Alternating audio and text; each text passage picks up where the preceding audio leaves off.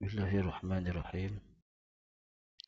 Jadi ini kes seorang meninggal dan meninggal dunia dan meninggalkan uh, waris uh, Zawil Arham. Zawil Arham lah. Bila waris uh, biasa tiada, yang tinggalannya Zawil Arham, maka boleh ikut pendapatnya atau memberi uh, pusaka kepada Zawil Arham jika Baitul Mal tidak muntazam. Di sisi mazhab Imam Syafi'i. Jadi si mati meninggalkan pertama jadun. Jadun ni sebelah ibu lah. Bapa kepada ibu si mati.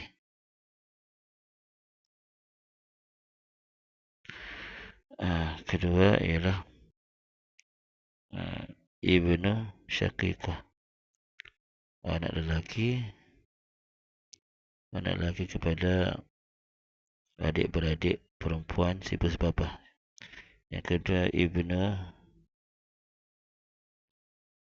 bagi ukhtun di abin, adik-beradik perempuan tapi sebapa, bukan syaqiqah, sebapa, satu bapa tapi lain ibu. Yang ketiga ibnu anak lelaki kepada adik-beradik perempuan seibu saja. Seibu. Ini sebenarnya ponakan tapi daripada adik-beradik yang berlainan. Dan tiga kategori. Jadi kita akan di sini kita akan gunakan kaedah tanzil. Kita tempatkan Zawil Arham tadi pada posisi waris yang menjadi perantara. Waris ni menjadi waris ni tiada, tapi waris nilai menghubungkan Zawil Arham dengan si mati. Jadi bagi jadun mudlabih dipanggil ialah umun ni dia punya mudlah, perantaraan. Jadi dia akan mengambil tempat ibu lah. Sebab jadun ni antaranya dengan si mati, di tengah-tengahnya ialah ibu si mati. Yang kedua anak ponakan dari sebelah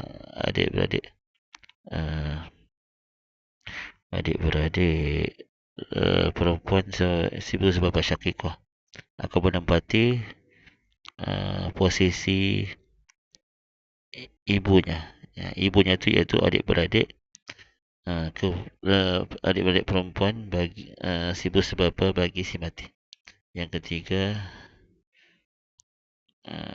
anak lelaki bagi ukhtun di abin, adik-beradik perempuan sebapa, yang akan menempati maknya, iaitu mak yang keponakannya ni ialah adik-beradik perempuan sebapa bagi si mati.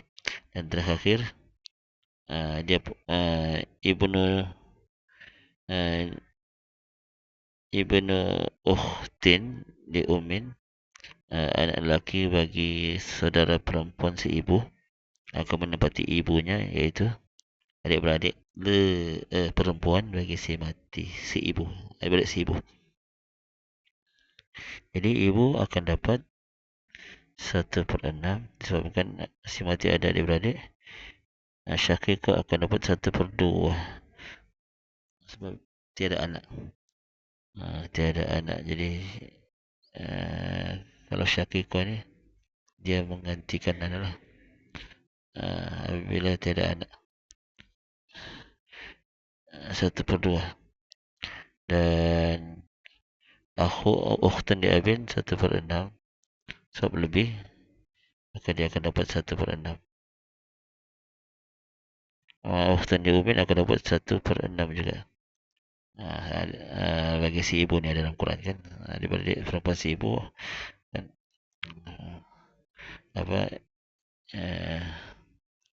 ayat yang tu surah Nisa kan. Wa in kana rajulun yurathu kalalatan imratu wa lahu akhun aw ukhtun sama ada dia ada adik-beradik seorang lelaki atau perempuan, maka sudus, apa sudus, maka falikulli wahidin minhum sudus.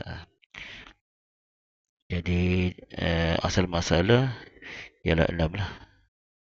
Asal masalah ialah 6. Jadi Jordan aku dapat 1/6.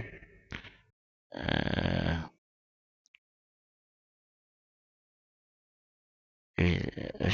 uh, Anak lelaki kepada Syakir kau akan dapat 3/6 sebab darab 2. Darab 3 darab asal darab asal masalah, apa ni, wifku asal masalah, jadi 3 je. Anak lelaki bagi ukhtan di Abin dapat 1/6. Ketiga, anak lelaki bagi ukhtan di Abin dapat 1/6.